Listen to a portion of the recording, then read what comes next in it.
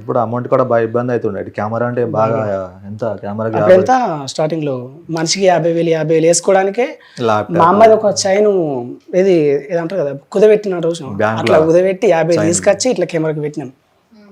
అట్లా కానీ ప్రాంక్స్ పరంగా అయితే బాగా ఇబ్బందులు పడ్డాం. కొన్ని చోట్ల దెబ్బలు కూడా తిన్నాం. ప్రాంక్స్కి మరి మామూలుగా ఉండవు దెబ్బలు అనేసరికి. మీకు కోపం వస్తుందా? అంటే ఇవి అనుకున్న దానికంటే ఎక్కువ కొడతారు కదా కొంతమంది, బాగా సీరియస్ అయిపోతారు. ఉన్నదానికంటే కొంచెం ఓవర్ రియాక్ట్ అవుతూ ఉంటారు. వాటికి కోపం వస్తుందా మీకు? రాదు, ఎందుకంటే మనకు తెలుసు కదా అక్కడ మనం చేసేది ఏంటో మనకు తెలుసు.